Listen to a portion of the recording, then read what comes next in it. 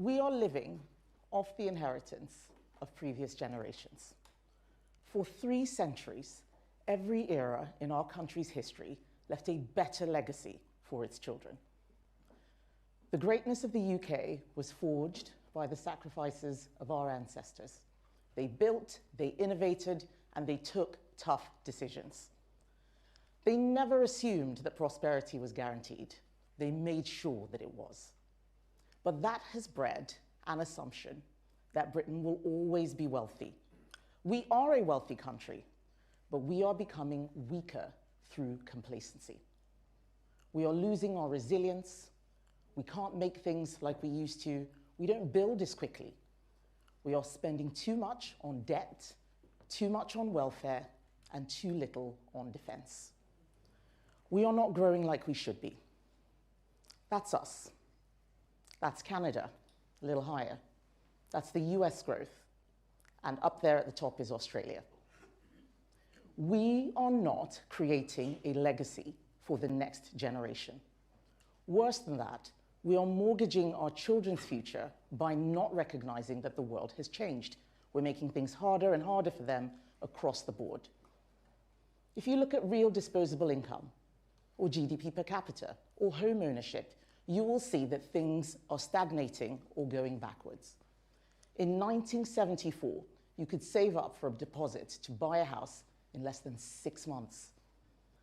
Now the average time is more than 11 years. Conservatism is about ensuring the very best of our society is preserved for the next generation, not just our own. As Roger Scruton said, conservatism is about the love of what exists, not because it is perfect, but because it is ours, and because it has grown from the lives of those who came before us. Our party has a proud history of helping the country recover from crisis. The Cold War, the economic reforms of the 1980s, the aftermath of the 2008 financial crash.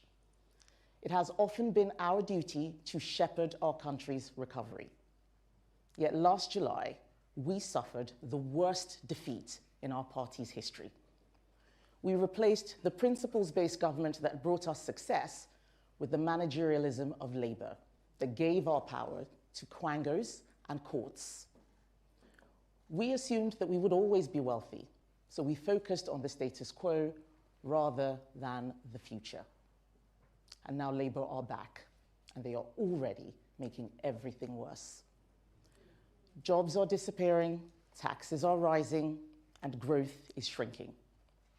They are vandalizing education, and they are completely clueless on the need for real reform of regulation. But we have to acknowledge that Labour are there because we made mistakes. And the public made it very clear that the Conservative Party needed some time away from government. Our job right now is to use that time wisely, just as Margaret Thatcher and David Cameron did in generations past. And just like the 1970s and 2000s, our party cannot shortcut our way back into office with easy answers or rushed announcements. We must develop credible plans that are based on shared conservative values: personal responsibility, citizenship, sound money, family, freedom, and so much more. Plans that show that we are thinking about tomorrow, plans that are ambitious, tackling problems with the detail they deserve, but are rooted in realism, not wishful thinking. Today, I am talking about one of the biggest ways that we are destroying our children's inheritance. Let's start by telling the truth on energy and net zero. Every single thing we do in our daily lives is dependent on cheap, abundant energy. When energy became cheap and abundant, living standards began to rise. Health and life expectancy grew. Cheap, abundant energy is the foundation of civilization as we know it today. We mess with it at our peril. But that's exactly what's been happening for 20 years. And it's now starting to cause real pain for everyday people and businesses. The cost of electricity, far too high. much higher than nearby and comparative countries, with the real possibility that it's going even higher still with environmental levies. A big chunk of our existing bills are not direct energy costs. People are struggling to pay them. Businesses, especially manufacturing businesses, are closing down, and there is no real plan for bringing costs down. That surely cannot hold. It's fantasy politics built on nothing, promising the earth and costing it too. As a society, we have been trying to do two things at once: keep energy costs down whilst reducing our impact on the environment. These are both noble aims. Conservatives like Margaret Thatcher have always been custodians of our natural environment, cherishing the forests that breathe life into our world, protecting the rivers that nourish our lands, and preserving the landscapes that inspire our souls. It is our duty to safeguard the delicate balance of nature for future generations. But the current policies the UK has been implementing are not doing this, while at the same time driving up the cost of energy. We're falling between two stools: too high costs, too little progress. And why? Because there's never, ever been a detailed plan. Ed Miliband's Climate Change Act 2008, no plan. The carbon budgets, no economic plan. And then in 2019, Parliament legislated for net zero by 2050, but no plan. A multi-trillion-pound, 30-year project touching every single aspect of all our lives was decided in 90 minutes without a single vote. Of the 22 MPs who spoke that day, only 2 sounded notes of caution. I was one of them. I asked for the plan. I asked for it that day. I asked for it many days after. And I waited and waited and waited. 840 days later, a plan came, and it wasn't enough. So much so that environmental bodies are taking the government to court and winning because there isn't enough detail. We are closing down oil fields in Scotland that we need from transition, from gas to renewables, because the plan doesn't make sense. Let's think about it for a minute. We are already 1/6 of the way through net zero 2050 that we planned that day, and we are still arguing about what the plan is to get there. And all the politicians who gloss over the lack of a plan will be long gone when those targets are missed in the future and our children suffer. So please don't be fooled, and certainly don't be fooled by other parties' rhetoric. I remember Nick Clegg dismissing the idea of building new nuclear because it would not come online until 2022. That decision has cost us billions. Who was the Lib Dem Energy Secretary? Ed Davey, now leading the Liberal Democrats. And new parties will turn up, like Reform, who don't have real answers to our country's challenges. That's why their energy policy fell apart right after they announced it. We need a serious approach. We've got to stop pretending it's simple, and we have got to stop government by press release announcements without a policy plan.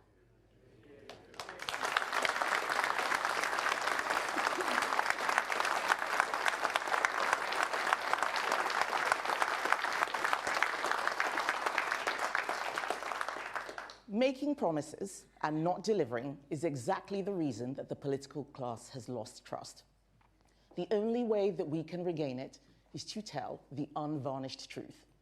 Net zero by 2050 is impossible. I don't say that with pleasure. I want a better future and a better environment for our children, but we have to get real. Anyone who has done any serious analysis knows it cannot be achieved without a significant drop in our living standards, or worse, by bankrupting us. Responsible leaders don't indulge in fictions which are going to make families poorer or mortgage their children's future. Without the rest of the world doing the same, we are making our country less safe, less secure, and less resilient. Let me give you 3 truths at the heart of net zero. First, the published plans are completely muddled. It is true that the UK has made the greatest progress on carbon emissions in the developed world. Yet we are only responsible for 1% of global emissions. Even if we hit absolute zero, we will not have net zero around the world if other countries are not following us. And they are not. They certainly will not if they see us bankrupting ourselves to get there. Our success at reducing emissions has also come at a significant cost. The highest electricity bills in the developed world. What's extraordinary is that so much of the cost of our energy bills is not directly from the wholesale cost of energy. Huge amounts are being spent on switching around how we distribute electricity, because we effectively build two systems now of electricity generation, one based on renewables and one not. One for when the sun shines and the wind blows, and one for when they don't. Instead of dealing with these challenges, Labour play rhetorical games, talking about missions, goals, and mistaking press releases about GB Energy for actual solutions. The real reason no one in their government is talking about a proper overall plan is that they know it would reveal just how catastrophic the actual costs will be for families, for businesses, and for our economy.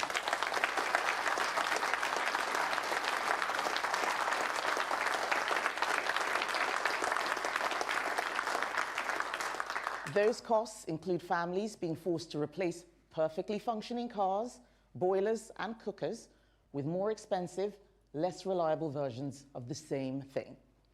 The costs will mean businesses paying much more than we already are for energy. So our industrial base and manufacturing businesses get weakened even further. And it will mean our economy losing out on exploiting our own natural resources in the North Sea, while being saddled with ever greater debt. That's just the first truth. Second, even where there is a plan, we are behind. Let's look at one easy example. By 2040, the Committee on Climate Change says more than half of UK homes need to rip out their boilers and replace them with a heat pump. There is no way we can do this quickly enough on that timescale. 17 million houses need to be fitted with an expensive heat pump in just 15 years. How many houses have one now? Fewer than 300,000. Because heat pumps run on a lot of expensive electricity, and it turns out many people just don't like them. But let's look at the good statistics. Last year, we saw the highest number of heat pumps ever installed in the UK, 50,000. That's the best we've ever done. So at that rate, it will take 340 years, not 15, to get to the target. And most of the 50,000 were installed with some form of government subsidy, or as I prefer to call it, taxpayers' money.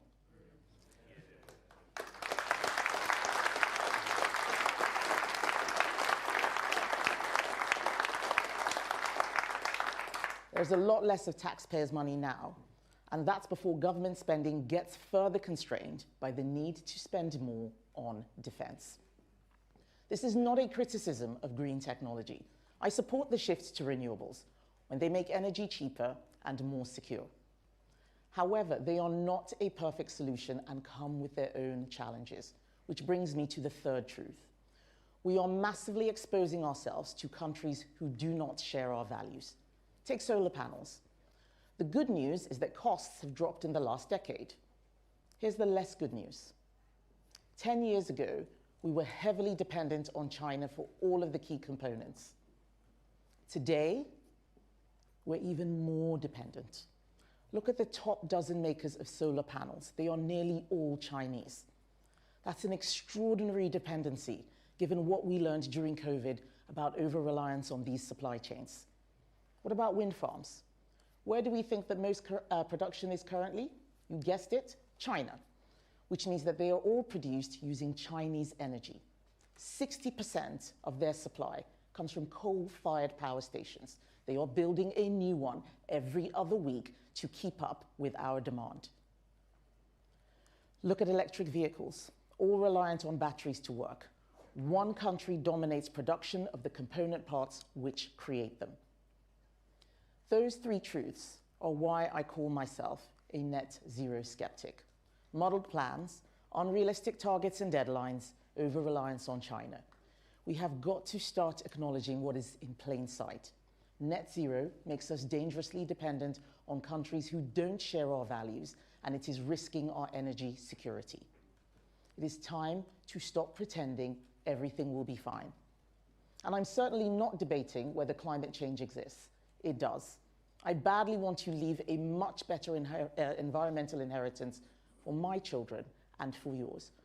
But it doesn't look like we are going to get remotely close to net zero by 2050, and neither will any autocracy, not that they're trying to anyway. This is what happens when politics turns into fantasy. Maybe some of it will change, but it doesn't look promising.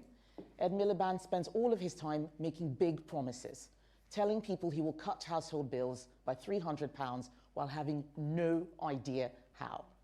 And by the way, they've gone up by almost £300 since Labour came into office.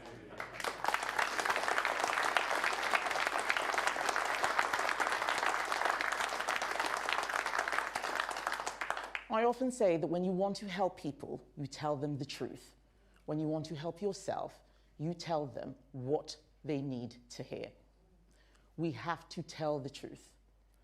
The plans for net zero by 2050 are impossible. We have to do better than this. That's why, as part of our policy renewal, we are going to do something that Labour failed to do in 14 years of opposition. We are going to deal with reality, confront the real problems, answer the real questions, and be ready with a plan. We will cover numerous areas, but today we start on energy and net zero. To do that, our team, led by Shadow Secretary of State Claire Coutinho, will be looking at all aspects of the UK's future energy and net zero policies. Few have spent more time trying to unpack the model thinking at the heart of the net zero debate than Claire. She will be supported by Shadow Secretary of State for Scotland, Andrew Bowie, and Lord Offord.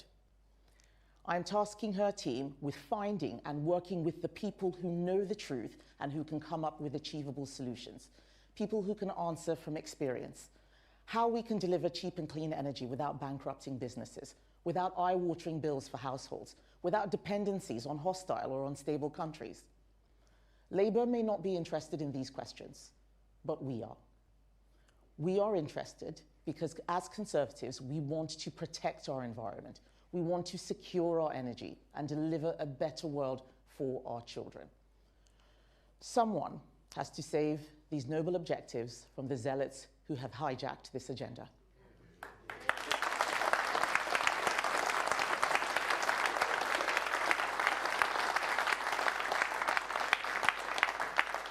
The best way to deliver clean energy and a better environment is with the market, not state diktat, not pretend statistics from vested interests or rent seekers who want to keep this fiction going for as long as possible. Telling the truth on net zero and energy is just the start of actually ensuring we leave an inheritance for the next generation. I said at my party conference speech that we were going to rewire, reprogram, and reboot the way government works so it serves the public again. Today, the Conservative Party is taking the first step in the UK's biggest policy renewal programme in 50 years. Tomorrow, my shadow cabinet will begin to do the same with many of the other problems that we see. Getting people back to work, dealing with a society that is fragmenting, not integrating, fixing healthcare, repairing the mess Labour are making right now in education, improving productivity, controlling immigration and dealing with the lawfare that stops elected officials from making democratic decisions.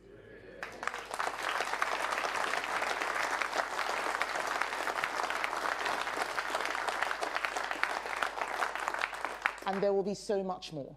In the weeks ahead, I will say more on the academics, experts, business people, members from all walks of life who will help us get to the root cause of our country's problems.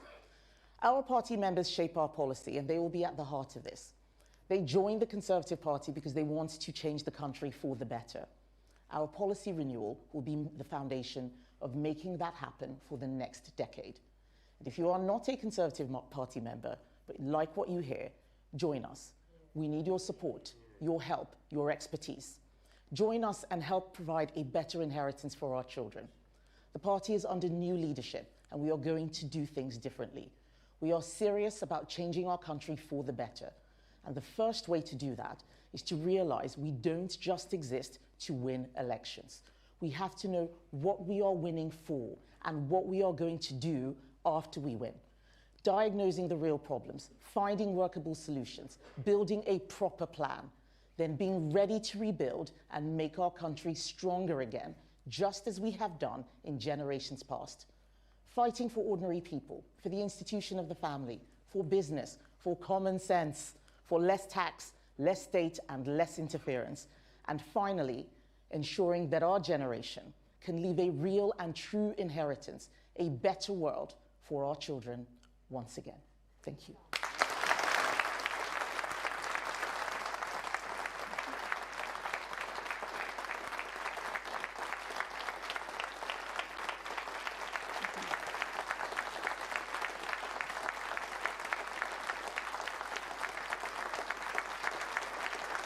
Thank you, everybody.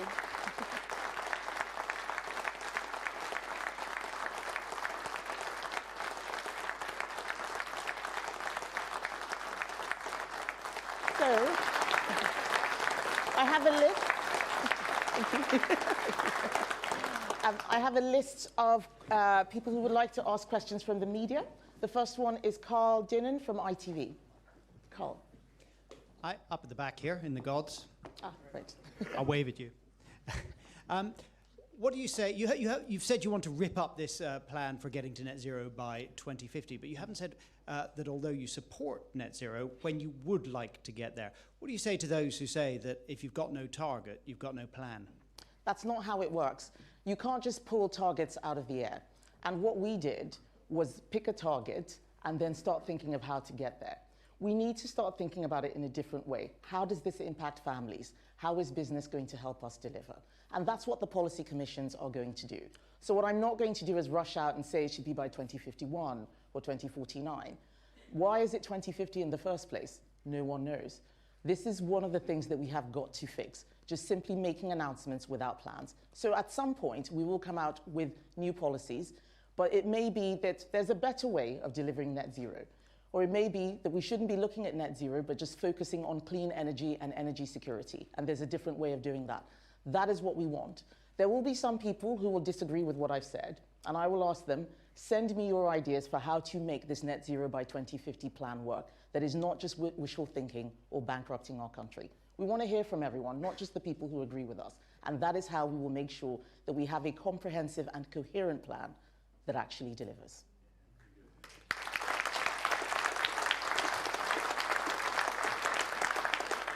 Ali Fortescue from Sky. Thank you, Ali Fortescue from Sky. In government, you did support net zero targets. What has substantially changed since then? And I also want to ask you a broader question, because you're seen as a straight talker, so I'm hoping we can get a straight answer. It is not difficult to find colleagues of yours who think that you're failing to cut through as leader.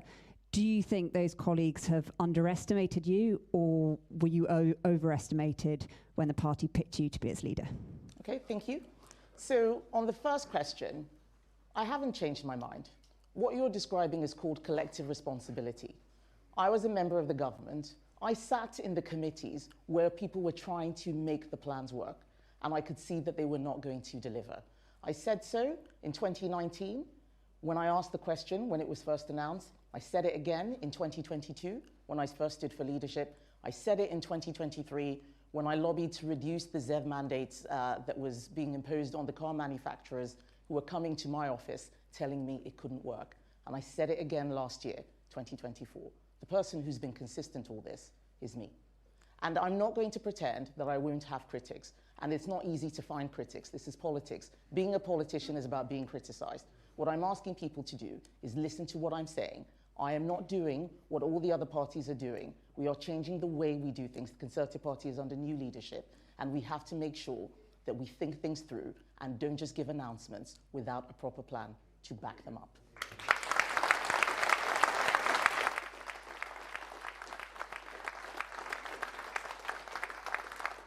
Ryan Saby from The Sun. Ms. Badenoch, hi. Labour has made great play of reducing bills by £300. Do you have any aspiration? Do you offer any hope to consumers that you can actually do that? What we need to do is start from objectives that are not abstract. Net zero by 2050 is an abstract objective. We need to start with how are we making people's lives better? Is this going to keep businesses going? How do we make bills cheaper is one of them. And one of the first reports we're going to be writing is how do we bring costs down? Costs are way too high. When I was business secretary, business after business would come in and say that we're leaving the country because we can't produce here. There is no point having net zero making the energy costs so high that people can't warm their homes and people cannot start businesses. It has to be sustainable. The US electricity prices are about 4 times cheaper than ours. We must fix that. And if we're going to be making bills higher, we need to look at some of the foolish things Labour is doing, like stripping away the winter fuel payment. It doesn't make sense. It's not coherent, and it's because they are not thinking about the impact on everyday people.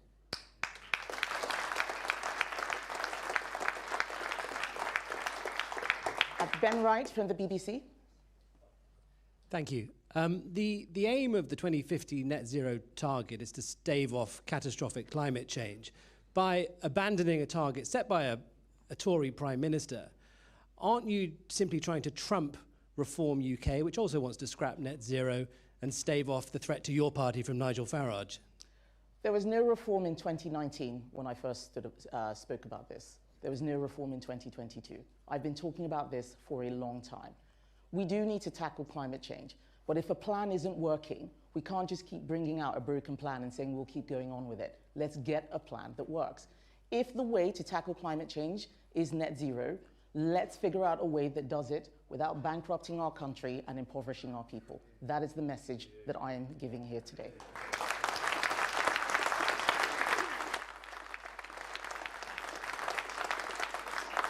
Chris Hope, GB News.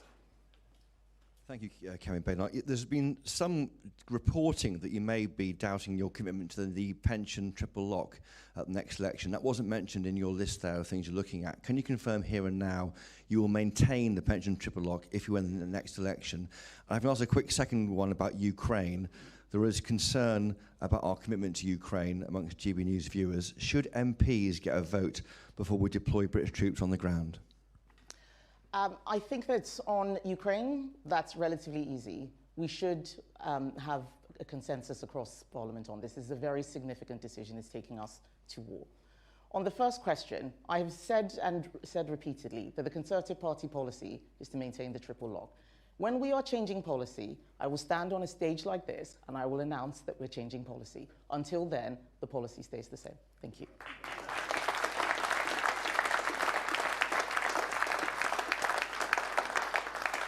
Aubrey Allegretti from The Times. Hello. You've reiterated your belief in man-made climate change and suggested that we should improve how we tackle it. Do you think that that is best done on an industrial, a national and international level? Or do you think it's sort of still worth people taking small actions in their own day-to-day lives? And if so, what do you personally do in your household to stay green? Do you, for example, plan to buy an electric car like a Tesla?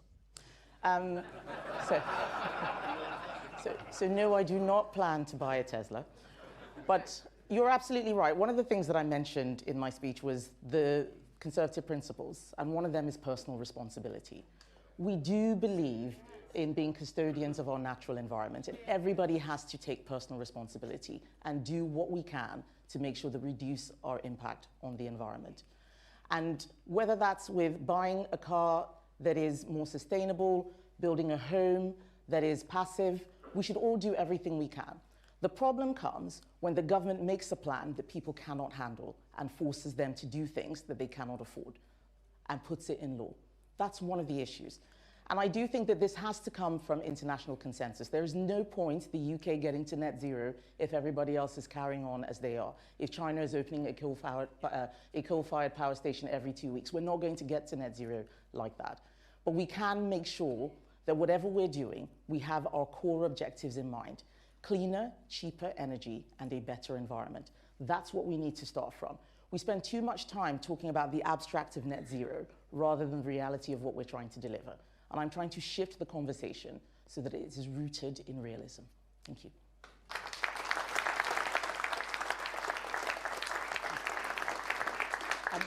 Aggie Sean from LBC? I hope I said that right.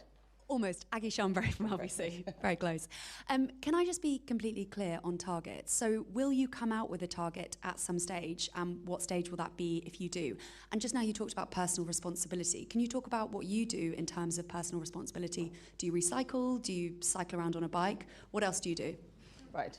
So I'm not going to stand here and just make a target. If I did so, that would be me repeating the same mistake, just plucking something out of the air.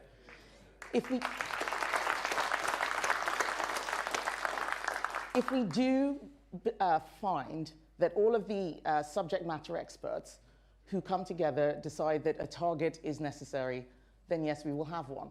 But what I'm not going to do is just have one side of the debate. The people who are theorists, the people who work on one side of the climate change discussion. We need to have everybody in that room.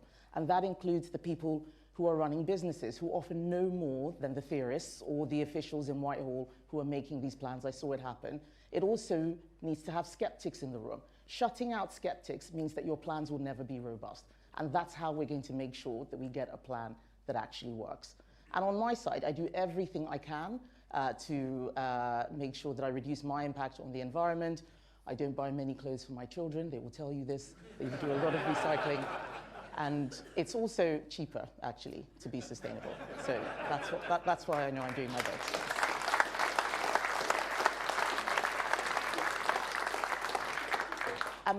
Harriet Line from the Mail. Thank you.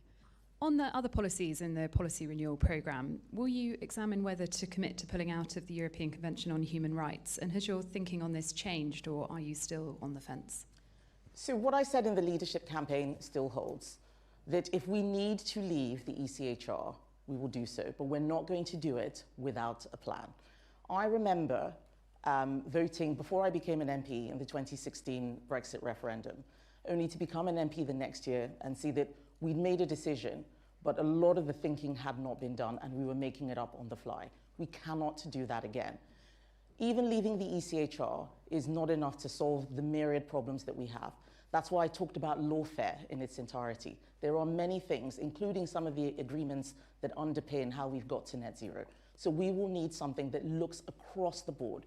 I have been talking about complete policy renewal, not policy tweaks or just things that are for the moment, but that will last for the long-term future.